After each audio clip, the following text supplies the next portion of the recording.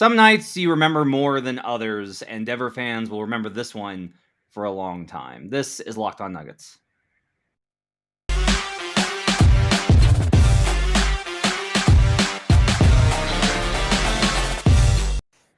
Welcome to Locked On Nuggets, your daily Denver Nuggets podcast, part of the Locked On Network, your team every day. Thanks for making this your first listen each and every day. We're free and we're available on all platforms, including YouTube, which is the best way for you to get in touch with the show and support us. If you want to support, if you're just like, well, gosh, those guys are great, go to YouTube, hit the like and subscribe button. So, Adam, quite the night at Ball Arena. I'm jealous of you actually being there. It was a really fun one. It was a really fun night. It was so fun. Ryan Blackburn was just jubilant. Like, he was just like, part of it was his stat got so much coverage. Great on him for finding it. But Ryan was genuinely just like the energy with everybody was so high for being at that game and seeing, it's historic in the sense that I think Jokic won the MVP tonight, won a second MVP back-to-back. Nuggets win the playoffs or make the playoffs, all these types of things. It was a huge night. It was a great atmosphere, great crowd, which is crazy because it was empty at like 6:45. We could start a lot of places, but I think we should start here. You and I have known each other since the start of Jokic's career. And you were an early adopter. You were a first user of the Nikola Jokic machine. You recognized something in him very early, and I was slow to adopt and then got on board, and we've seen his evolution. And after the game, I asked him this question. I tried to, pull something out of him, and I usually don't do this with him because I know how much he wants to be humble. But I asked him, I said, Nikola, we used to try and go back and forth with you on you being the best player on the team. And now you're accomplishing historic achievements. You're considered one of the best players in the league.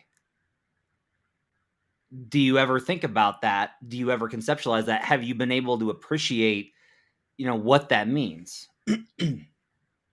And to his credit, he didn't brush me off. He could have just been like, no, I don't think about it. But he gave me an answer that was long and effusive of praise of other guys about how deep the league is and how good so many guys are. And he actually said, I actually think if you want to be the best, you have to have the best record. He mentioned that. But what's striking is still, there is this part of him that he does kind of mention it. Am I one of the best players in the league? Yes, no, maybe, these type of things. It is incredible that on this night when the Nuggets were fighting to make a playoff spot, the game really revolved around a celebration of Nikola Jokic and what he's accomplished and the player that he's become, and the ovation when Nikola Jokic reached 2,000 points, 1,000 rebounds, 500 assists, the first player in NBA history to ever do so, was one of the loudest I've ever heard in Ball Arena. A standing ovation, hair stand up on the back of your neck. It was like 3/4 as loud as when they showed Russell Wilson. That's how loud it was. You're such a jerk. So what do you think, when you look at tonight, what to you is the enduring thought or image? I mean, the enduring image is him with that goofy headband and red tights. I mean, that's what's so funny about it is Jokic is not necessarily an aesthetically, impressive style of play. He always looks a little bit awkward and clunky and this or that. Even if I find it graceful and entertaining, it's not in the traditional sense. But tonight that went up a lot with the weird headband he had to wear to cover the wound on his head. But the lasting thought for me will just be that this was a season in which I know we've argued over this. It's not, in my opinion, these players are bad. It's that this team is designed for him to be the center of everything they do. And when he's not there's just this giant void.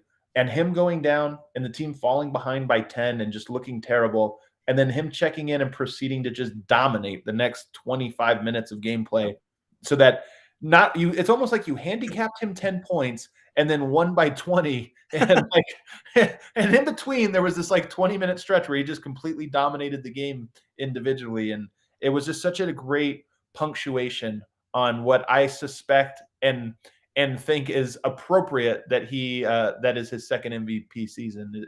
That'll be my lasting memory of this one. Is he just played his best down the stretch of this season, and arguably his best tonight.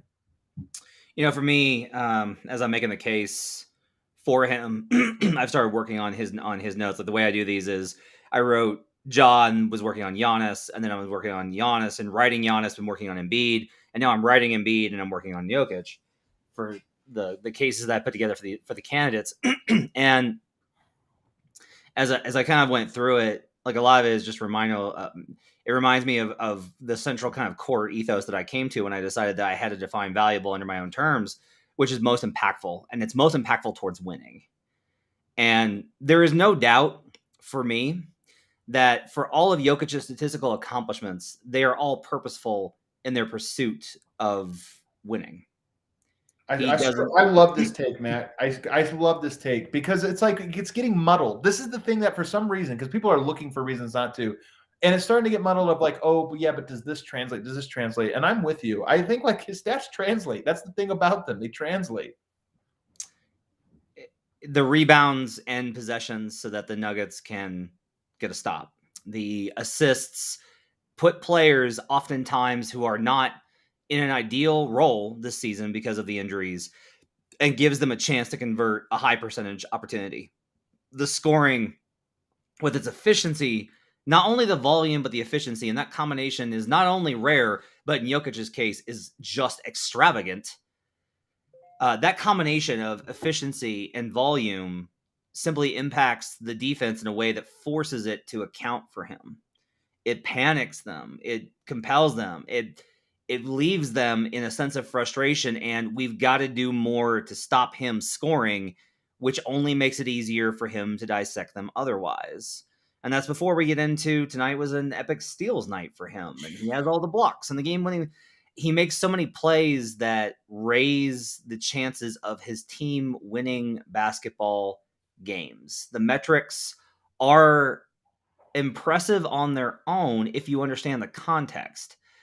But the reason that I feel so comfortable using them is because I understand covering this team, and I try and do the same with Giannis and Embiid, but I'm always going to see Jokic more.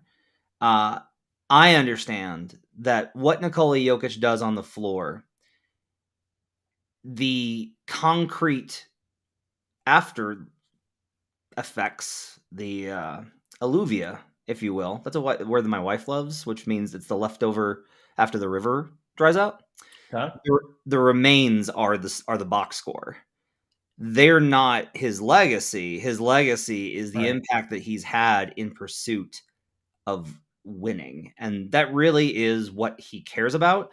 And I'm pretty good at sniffing out when guys are not into that, despite the fact that Michael Malone and Nikola Jokic definitely in that start to fourth quarter were chasing the 2,000, 1,500. He was 1 point shy. They are 2 points shy, 1 bucket shy. They were like, "Hey, give this one thing real quickly." And then they kept doubling, and Brandon Clark was like, "Not on my watch." And man, you should have been there just to see Ryan dying. It was so much like it was my favorite part of the game. Just like this is my favorite part of the night of the year, honestly. Just for like I'm over there while all the things like the crazy timeout and intermission things are going on, trying to figure out tiebreakers for the Eastern Conference, and like my head's gonna explode. And meanwhile, like there's this stretch where Jokic is sitting on that record, and there's a good chance if he doesn't come back in that he's not playing on Sunday.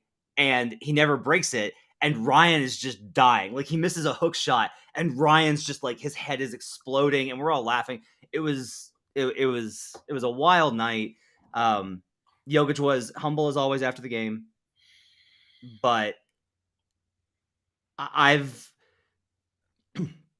there are discussions now of not where Nikola ranks in Nuggets history because that's been decided. But instead, like, and this is something different for me because I can contextualize the NBA, but I'm a transplant. I'm happy to admit that. Okay. Not from here. But it's cool seeing the discussion of where Nikola Jokic ranks in the history of what really is a great sports city. Like, you can discuss Nikola Jokic with any of the great players that have come through. Now, if you want to say that the titles are necessary, I'm fine with that. I am too. But the fact that Nikola is at least going to be like, you know who is also really great in Denver sports history? Nikola Jokic. That's amazing for And a it's, kid. I mean, to me, what's funny about it is, and this is why the MVP thing matters, is because it makes like, okay, he's a 2-time MVP. It's a big box to sort of check. In fact, I don't think there's been a 2-time MVP in Denver sports history, so so he would be the only one. But the reason, then it makes it so that the title becomes the last. This was what happened with John Elway. Everybody knew he was a great player. Everybody knew this, that. But for him to be cemented as the guy, he had to win a Super Bowl. And if he didn't, there would have always been like, yeah, but maybe somebody would have passed him or with this or that. It was him getting it that got it. And for Yoke, it almost feels like with this second MVP, which again, we'll talk about this more maybe in the second segment, whether there's a chance he doesn't win it, but I think he'll get it. With it, it does move it so that there's just that one box left. It's the only one. He annihilated that team. We wondered what he would do down the stretch when it became must win, and look at his last 7 games. Yeah. The numbers are berserk. I saw him from Swipa. They're just insane. They're just insane. Every single game. And hey, to their credit, Will Barton came out, hit a 3 right off the bat, got the crowd fired up. Aaron Gordon once again brought the intensity. He's been great. You could tell how much Aaron's like, we're making the King playoffs tonight. Bones was great. They got good contributions. Everybody stepped up. The Grizzlies were definitely ready to be like, yeah, okay. All right. That's fine. But nonetheless, a great victory, an important night in Jokic's history. The headband game, the head scratch game, all those types of descriptions. But a really incredible night in at least recent Denver sports history. So we'll take a break. We'll come back and we'll talk about the playoffs and what it means for the Denver Nuggets to clinch and what it says about this team and what they've accomplished, regardless of how frustrating that path has been. We'll do all that. Plus, we'll get to a real important subject, which is that I said they would win this game and they did. Boom. And so we'll talk about that and more when we come back on Locked On Nuggets. But first, I need to tell you about Bet Online. Bet Online is your number one source for all your sports betting needs and info. You can find all the sports developments, including this week's Masters Championships. You want to get some of those Tiger odds, you can get on that. Podcasts and reviews for all the different leagues this season. I'm currently plotting a strategy for betting the NBA playoffs. I think I'm going to have to bet the Sixers, and I don't want to. It's more about where they're at in the standings, and they're going to be the 4 seed. And so there's a good chance that they're not going to have to face Boston, Milwaukee, or Brooklyn. And so now, everyone's going to be fading the Sixers because of this loss to the Raptors. They're going to lose to the Raptors. That's also possible. I might just do both. I'll take the Raptors. That's the one you take. Just bet the Raptors to win the. You know what? I might do that just because that team drives me absolutely insane. I might do that. I'm going to get a great number on it. Head to the website today for Bet Online or use a mobile device to learn more about the trends in action. Bet Online, where the game starts. We'll be right back on Locked On Nuggets. Back here on Locked On Nuggets, thanks for making us your first listen. For your second listen, check out Locked On Now. It's got nightly recaps of every NBA game with analysis from our local experts. It's free, and it's available wherever you get podcasts. Back here on Locked On Nuggets, late. We're recording this at 12:40 a.m. because I had to wait for Nikola Jokic to finish being celebrated. It wasn't that he was getting treatment on the head. It was just literally they were celebrating the Is that win. What it was? Yeah, they were celebrating the win and the playoffs and him getting the 2,000, 1,500 thing. I don't know whether to call it the 2K, 1K, half K, or the 3,500 club. Either one. It was a big night. So here we go. As far as, do you want to talk more MVP? Do you want to talk playoffs? Is there any chance? I just wonder what you think the odds are that he doesn't win it. I don't think. First of all, do you think he plays Sunday? No, he doesn't. He doesn't play Sunday. It doesn't matter. Yeah. The Sixers. Here's 2 things happened tonight. One, the Nuggets clinched a playoff spot. My only concern was if Jokic fell. I was hedging a little bit because I could get good numbers on the other guys, My only concern was if Jokic fell into the play-in, Yeah. and then one of those other two teams made a run, that would have put them in it. But one, the Heat clinched the number 1 seed in the Eastern Conference, so neither the Sixers or Right. the Milwaukee Bucks will be the 1 seed. Two, the loss by the Sixers tonight does ensure that the gap between them is only going to be at most 3 games. That's not enough of a margin. And then you look at this. I will say this. I have a hard time these standards. I think it's a really great accomplishment just because it's like the big round numbers are important, right? For how we think of things, and the fact that nobody, not even Wilt. Now Wilt was like 8 points shy of doing this one time, but he didn't get those 8 points. The 2,000, 1,500 thing really got a lot of pub tonight. The NBA really pushed it. Everybody was retweeting it. All sorts of people were talking about it. And those numbers really kind of do show you like, he just like all these rebounds and all these assists and all these points. That combined with the fact of, he's already got a lead. I can't see anybody passing him. There's a handful of ballots that are in. I will say, like, Dan Devine voted Giannis. Like, that's where he came down. And you and I have talked about how we don't think that's a bad choice. Like, we don't think that that's a bad choice. But ultimately, I think one of the reasons I think Jokic wins is that I think that Giannis is going to wind up getting more of a point share than Embiid. And Jokic, I think, will be first or second on all the ballots. It'll either be Jokic, Giannis, Embiid, Jokic, Embiid, Jokic, or Giannis, Jokic. Versus, I think Giannis and Embiid both will have more third place finishes. Yeah. So ultimately, I do think that Nikola Jokic has secured his second MVP. I think so too, and I think he deserves it. I honestly do. I mean, he's just been incredible. And one of the things I thought about him was just becoming more aggressive and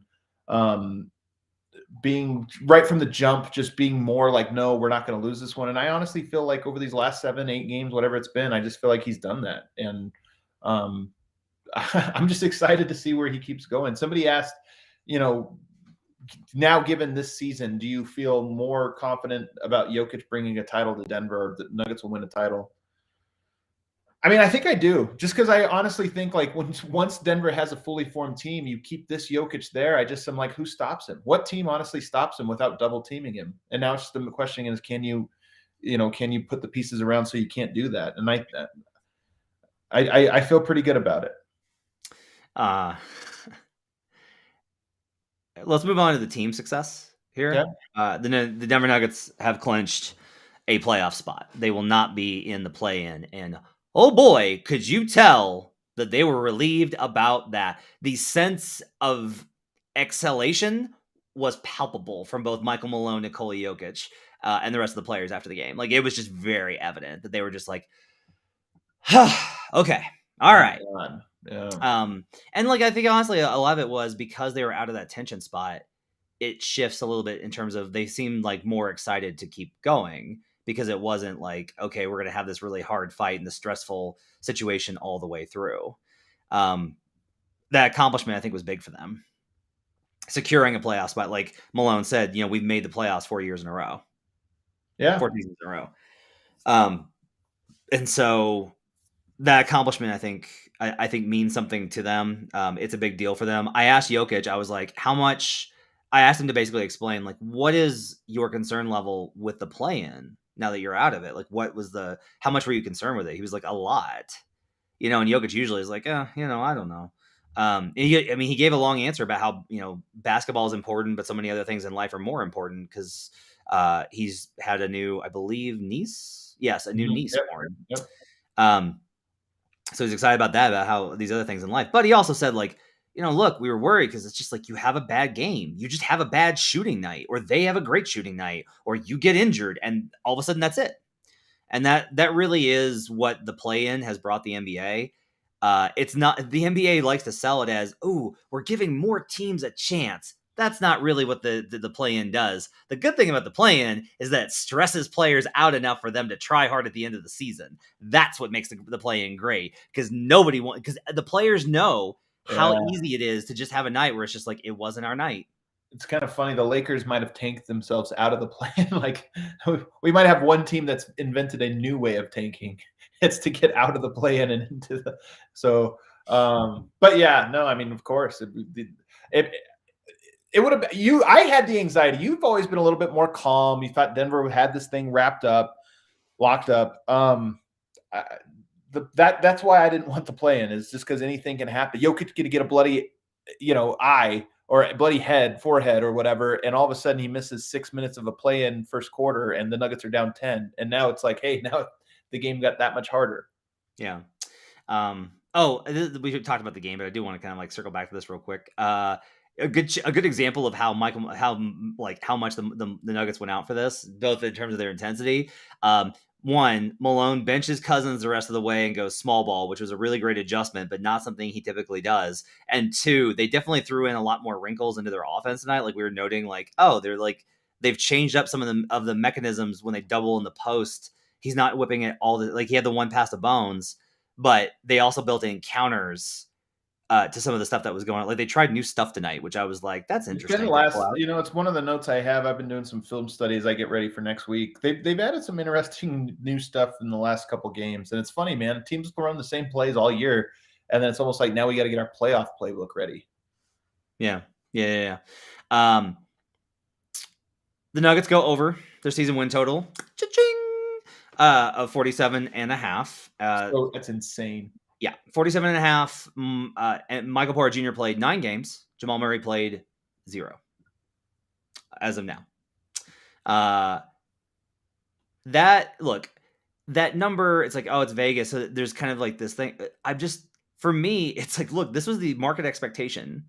They build those numbers so that they can get even money on both sides, so that they don't have any sort of liability. They put those numbers high enough to where they'll get some money on the over and some money on the under, and they'll be able to profit both ways on the VIG. That's the whole point. And for the Nuggets to clear that bar and pass that expectation does say quite a bit about how resilient the team is. There's so many. Let me put it this way. The Nuggets didn't thrive in adversity this season. I was thinking about that tonight. I was like, they didn't thrive in adversity the way that they have in some of their other seasons. But they managed it. Ultimately, that's the story of the season, is they got through. They made the playoffs. They got out of the play-in. They got above 500. They made the playoffs. They wound up with a good enough record. It wasn't pretty. I wouldn't even say it was all that enjoyable for fans. But they did wind up clearing it. And to me, that says something about, for all of the things I think that have gone wrong, from roster construction to player performance to coaching, they never lost the rope. They didn't spiral. They didn't turn on each other. And Jokic deserves absolutely the lion's share of that credit. But as a group, it's impressive that they were able to navigate what they navigated this season and come out with a playoff spot on the other side. No question about it. And in a weird way, contrasting them to a team like the Lakers this year, I don't know that the Nuggets have a whole lot to play for, just because we don't love their title odds, without Jamal Murray, without Michael Porter. But they still played as if they had the same title odds as ever, and I just respect the hell out of that. You compete to see how good in sports. The best thing you can do is compete to see how good you can be, you against yourself. And the Nuggets, I think, did that as a collective group this year, and that's cool to see. I thought about this a lot, that if they were healthy, Jokic would be just as good of a player, but he wouldn't have the numbers, so he wouldn't be in the MVP discussion, which I think is interesting, but probably true given the small sample that we had of them healthy. Just his usage goes down, right? Like, he didn't have to have the ball in his hands all the time, which is insane given how good he was defensively, right? I think I really do want to give a special amount of credit and respect for Aaron Gordon for the way that he played over the last 3 weeks of the season, because that guy's been on a lot of teams that just didn't make it, failed, right? Yeah. And he absolutely just he put his foot all the way down on the pedal and pushed himself and attacked and was aggressive and confident, and he brought a will to those games that they needed, quite honestly, even with as good as Jokic is. I think if you have Jokic and 4 Lambs, you're probably not getting through, and Aaron Gordon was a lion. Yeah. There, especially down the stretch. I mean, we talked about when the Nuggets kind of needed go time and what Jokic did. Aaron Gordon right there played some of his best basketball over these last 7 games as well, and that's encouraging to see that he just had another gear. Do you think Jokic has another gear, or did he shift into playoff mode just a little early because he had to? No, I think he has another gear. I don't know about that. I don't know about I that. think he has another gear because Oh. well, I'll just say this: like, I mean, look, I love Steven Adams. I would lay down in front of a train for Steven Adams. I don't know what that would do. It wouldn't actually. Yeah, I don't think that would help mean anything to him. But I would push him out of the way of a train. There you go. He can't do anything versus an engaged Jokic. Just can't do it. So, like, it's a favorable matchup, and I Jokic, I think, does have, because one. I guess I'll put it this way: Jokic's playoff version to me is a little bit meaner. He's just, I think he plays a little meaner, and part of that's just because he's been on the other end of it. You know, he's had, he's had the Spurs playing him with physicality and intent, like LaMarcus Aldridge. He's had the Clippers, really trying to body and physical him. Like, I think he's comfortable in those situations. He is willing to engage with you if you really want to. If you want to get physical, that can happen. So, yeah. I think he has another gear still. I think tonight shots were falling and he played really great and he was definitely dialed in and sliced them up. I think, again, like, look, Memphis, end of a road trip, locked up the 2 seed in a good spot. Taylor Jenkins probably also not going to throw everything, because this could be a second round series easily. So you're going to keep it pretty vanilla. And I don't think Malone, even with the adjustments, I don't think Malone tipped anything. No Ja, right? All these things. So, but ultimately, yeah, I do think, I feel confident that Nikola has a higher gear. I think Aaron has a higher gear. I think, God, I don't know what Bones' higher gear would look like. I don't know. Maybe. Barton would be the one you wonder about. Yeah, I wonder. Well, I worry about Barton and I worry about Monte. I don't think Monte has a higher gear. I think Monte is too, like, that's what's good about Monte is, like, he's a metronome, right? So, but I think Jeff Green does. I think JaMychal Green does, quite honestly. I think Jeff Green does. That's a good one. Yeah. Yeah, I think both the Greens do. And yeah, and I think Austin Rivers does. So I think we'll kind of go from there. Anything else you want to hit before we take a break, and then we'll take a look at what the Nuggets next week of activity. Let's do it. Let's run through it. All right, we'll do that when we come back on Locked On Nuggets. But first, it's that time. Yes, dear commenters, it is that time. I am going to tell you about Built Bar. Built Bar is amazing. And the reason Built Bar is amazing is not only are they covered in 100% chocolate, but they're packed with protein, 17 grams of protein. Most Built Bars have only got 130 calories, 4 grams of sugar, and 4 net carbs. They've even got the Puffs, which are marshmallows infused with protein, covered in 100% chocolate. What can't technology do, I ask you? Just so many things that technology can do. It's incredible. You've got the power of worlds on your phone and a marshmallow infused with protein covered in chocolate. What can't they do? You got flavors like churro, coconut marshmallow, banana cream pie. For the regular bars, you got mint brownie, coconut almond. Go to built.com and use promo code LOCKED15, LOCKED15, LOCKED15, and get 15% off your order. That's promo code LOCKED15 for 15% off at built.com. We'll be right back on Locked On Nuggets. All right, final segment here on Locked On Nuggets. We're going to make this quick because it is very late. It's approaching 1 o'clock Mountain Time. Thanks for joining us in the chat. All right, so Nuggets secure a playoff spot. They are not going to be in the play-in. They do not have to play next week. I will tell you right now, Nikola Jokic, Will Barton, Aaron Gordon, Monte Morris, Jeff Green, maybe JaMychal Green if they have enough spots. Those guys are probably not going to play on Sunday. They're probably just going to go ahead and give them out. I don't expect the Lakers to have anybody out there either. So it's going to be like, you don't think LeBron's going to play? I don't know, man. We'll see tomorrow. If he plays, let me put it this way: if he plays versus the Thunder, he's going to play versus the Nuggets. If he He's doesn't play so versus the lame. Thunder, he's not going to play versus the Nuggets. So if you're thinking about coming to the game on Sunday because you want to see LeBron, you should consider paying attention to whether or not he plays in the Thunder game. He has to get 2 more games in order to qualify for scoring leader. He have to play 58 games. He's at 56. If he does not play in the Oklahoma City Thunder game, that's it. He cannot win scoring leader. It's going to go to Joel Embiid. So. Pay attention to that. Nuggets will likely not play anybody. And honestly, if I'm the Nuggets, I do not want to win that game. I want to be in the 6 because if Utah were to lose the next 2 and the Nuggets were to win, then the Nuggets could slide by them and get into the 5. You don't want the 5. That's Dallas most likely. We'll talk about that in a second. And then Phoenix in the second round. You compare that to what they're looking at in the 3-6 versus 2-7 matchup. You'll take that any day of the week. Like that. They won't do this. They're just gonna they just want to rest. Right? Because now this is the awesome thing about getting this done tonight and not having to sweat it till Sunday. Friday, Saturday, Sunday, Monday, Tuesday, Wednesday, Thursday, Friday. The earliest the Nuggets can play is next Saturday. That is a full 9 days of rest for your Denver Nuggets. They actually get to rest. I was trying to think about this. If they get the Warriors, Steph Curry is the biggest draw in basketball. That's a Sunday night game, right? That's the last game of the first weekend. I don't think they would put him on Saturday. Sorry, say that again. Say that to me again. Steph Curry is the biggest draw in the NBA.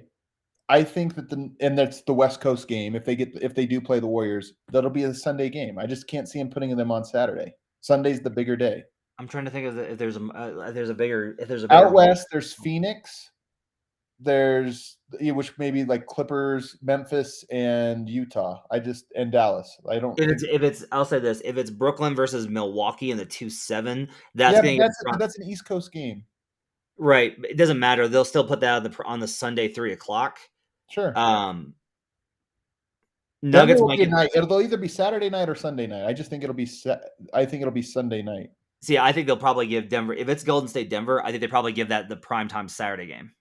That's probably the night. That's not the last game, the second to last game on Sunday. Really? Yeah, I do. I guess Phoenix is another West Coast game, so yeah. Now this is gonna be tough because the temptation is they're gonna have to figure out the time zones too because they're gonna want to put this game in Golden State. They're gonna want to have that be one of the late games because they don't have any other options. There aren't. I guess they'll do Phoenix in the 1-8 will be the last game of the night. That's probably what will happen. I love all this stuff. I love this stuff.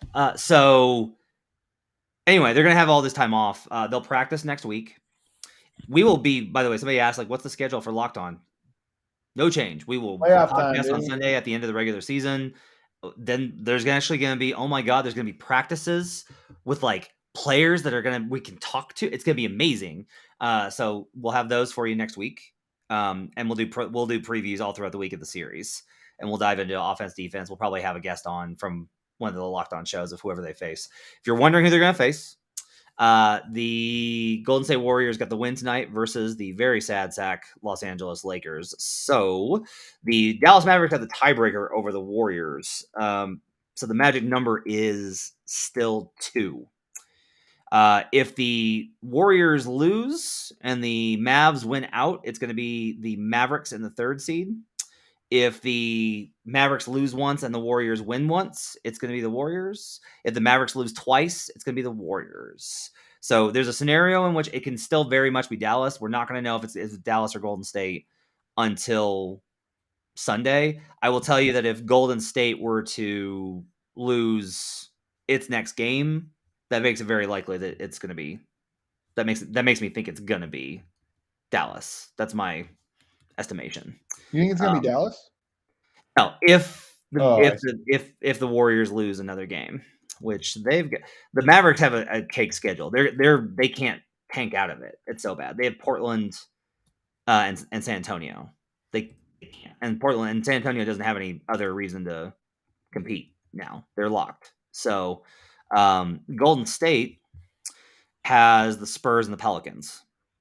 So Pelicans might not have oh no, do they have a reason to compete? Nope. So nobody mattered. How weird. These games are going to come down to who doesn't. Yeah, that's weird. Yeah, I'm sorry, that is not correct. The Spurs can still catch, but the Pelicans have to lose out and Spurs win out in order to get home court. So if the Pelicans win one more game, essentially it's going to be done. I would just say that I think there's a very good, I would say, I mean, look, right now, whatever is the current status, whatever the current thing is, that is the most likely thing to happen when you're this late in the season. So the most likely scenario right now is Golden State. I'll tell you, like, if you're thinking about who the Nuggets are going to play, it's probably going to be Golden State. It can be Dallas. I think it's very likely going to be Golden State. In part, I think, because Golden State's got to be like, we don't want to have to go through a 4-5 versus Utah and then play Phoenix and then do this. Like, they're motivated. They would care enough to actually try and get the 3. So I would say that there's a very good chance it's going to be Warriors Nuggets, which is going to be a fascinating series. It's going to be really interesting. Should be good, man. Should be good. I'm just glad they're in. And hopefully we get some news on Jamal Murray. I still hold out hope. I still held up the tiniest bit of hope that maybe he's coming back. So we'll see. Yeah, we were debating in the media room whether or not, because DMAC was like, well, if you want to get him like a no stress return time, isn't Sunday great? Like, yeah, Jokic isn't going to play, but doesn't matter. Just get him the conditioning. Just get him back on the floor. He plays. Mental hump.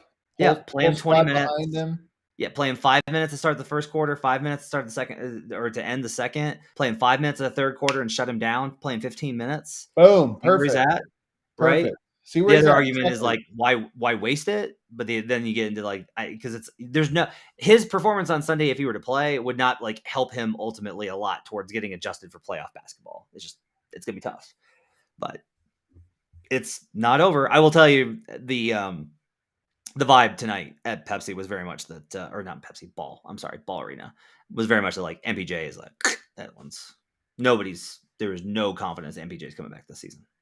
So. All right, I'm gonna let you go to bed. Thanks for joining us on Locked On Nuggets. Appreciate everybody for tuning in late. Make sure to check out all of Adam's work at Adam_Mares. We're going to take off tomorrow. Sorry for low shows this week. We both got a lot going on. Sunday we'll be back, post-game season wrap-up, regular season wrap-up, and then we'll get started on playoff coverage. The season continues on Locked On Nuggets. Thanks for joining us.